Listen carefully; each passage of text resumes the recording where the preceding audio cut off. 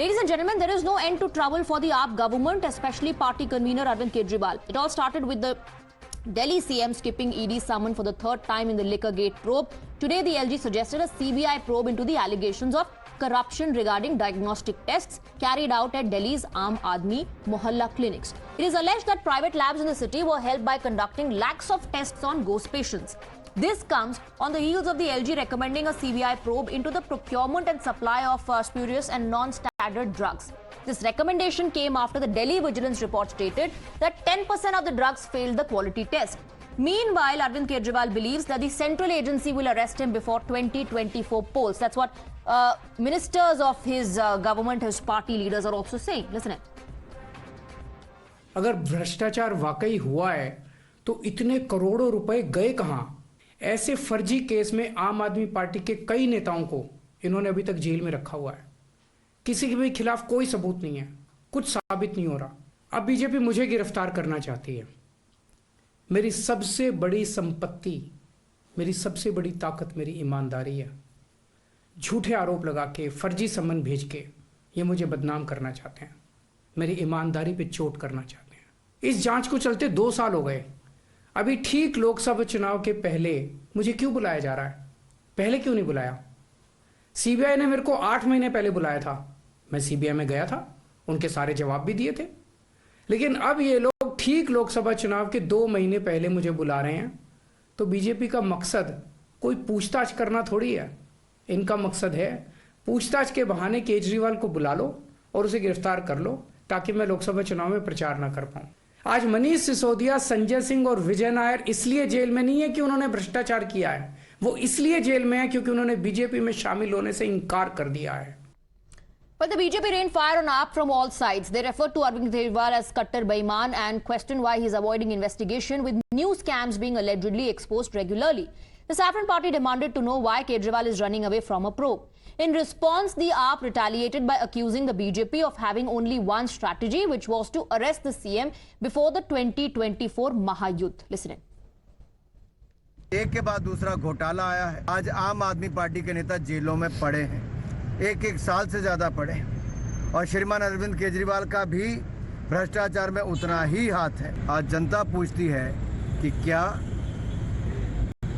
आप नियम से ऊपर हो? आखिर ऐसा क्या डर है अरविंद केजरीवाल के मन में कि भ्रष्टाचार के गंभीर आरोपों के बावजूद ईडी के सामने पेश नहीं हो? वहीं दूसरी तरफ अब ये बात सामने है कि अरविंद केजरीवाल जी को गिरफ्तार करने की साजिश अब केंद्र ने बनाई है। क्यों बनाई है? क्योंकि लोकसभा का चुनाव आ रहा है। अरविंद केजरीवाल जी को गिरफ्तार कर लीजिए, लोकसभा चुनाव के अंदर अरविंद केजरीवाल गैर हाजिर रहें, भारतीय जनता पार्टी को उसका फायदा हो जाए। सिर्फ इतनी स्ट्रेटजी है भारतीय जनता पार्टी की, केंद्र सरकार की। अरविंद जी ने कहा सीबीआई ने सम्मन भेजा था, वो सीबीआई के सामने गए, जो सवाल पूछे उनके जवाब दिए।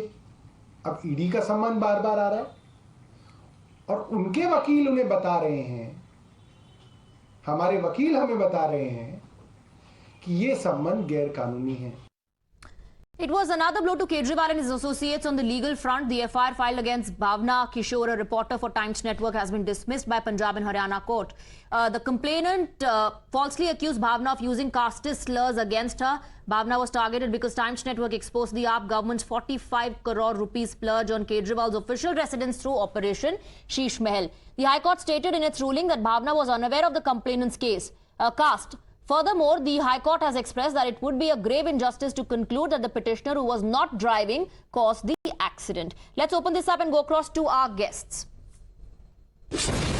You're watching the News Hour at 9. Debate number 2 on Times Now. Super Prime Time.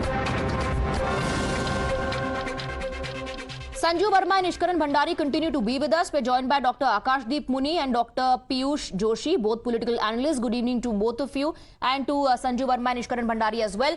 Dr. Muni, the allegation is that Arvind Kejriwal is running away from the questions. He is evading law, he is evading these agencies because there's perhaps something to hide. How do you respond? Swati ji, I am unable to understand why we have put blinkers on our eyes and not seeing the reality specifically. PMLA, which is a stringent law, has been slapped, which has to be brought in to stop specifically terrorism and narcotics trade, has been slapped. 95% of the cases has been slapped on opposition members, opposition parliamentary members, politicians, leaders, etc. Recently, we have seen an interesting case where a particular opposition leader upon whom PMLA was slapped, that opposition leader was thrown behind bars for 2 years. And after that, when he came back, he joined Bharatiya Janata Party. And today, the ED goes to the court and says that no, there is no case against this person called Chhagan Bhujbal of NCP. We have seen what happened in the cases of Hemanta Biswa Sarma, where there was a campaign run by Bharatiya Janata Party against him for corruption. And then when he joined, they made him the chief minister. We have seen a number of leaders, Prema Khandu, many Mukul Roy, and I can Shubhendu Adhikari, we can name number of leaders. What happens to them? Why there is a disposition case percentage of less than 0.4 in ED cases? 5,900 cases have been filed from 2005 and only 25 cases have been disposed. Why this poor rate of enforcement? Okay, so you're raising two questions. One, the legal aspect, and the other one is the political aspect. For the legal aspect, let me go across to Ishkaran Bhandari. In fact, not just Mr. Muni, but before him, the party leaders and Arvind Kejriwal himself called the summon motivated. He is also saying there's no clarity on whether he has to appear as an accused or as a witness in case. This is happening just before elections because he's about to go for campaigning.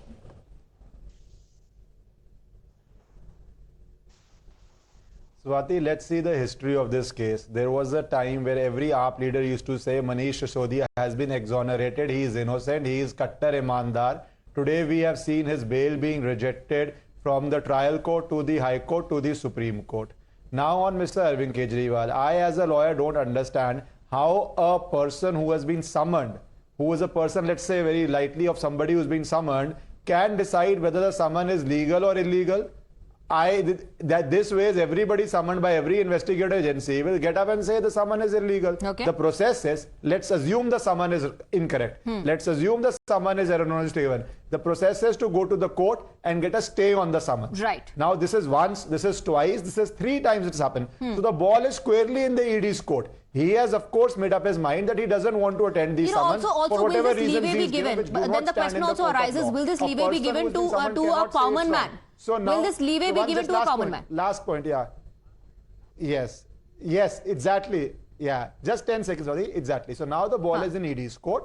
Whether they want to get into this jurisprudence, because tomorrow somebody else will cite and say that a person who's been summoned can say the summon is not correct, the summon is false, without going to court, without getting a court order. So now the ball is in ED's court, how they react to this. Okay, now, as far as this case is concerned, Dr. Joshi, Aam Aadmi Party saying, and we heard Kejriwal ji saying that nothing is happening in this case for 2 years, but people who are arrested continue to remain behind bars because they've been not been able to, be able to get bail from the court. What does that say about the case? Well, we have discussed about the PMLA Act and the amendments brought to the Finance Act 2019 a number of times. And we can again discuss it for times immemorial, but I think the conclusion will remain the same. That ED is being misused, there's no doubt about it. And Mr. Kejriwal, to my personal mind, I am not the spokesperson of Aam Aadmi Party. But I think Mr. Kejriwal has made up his mind to fight this battle more strongly on the political front in lieu of the Lok Sabha elections. And he has left the legal battle to be fought by his lawyers.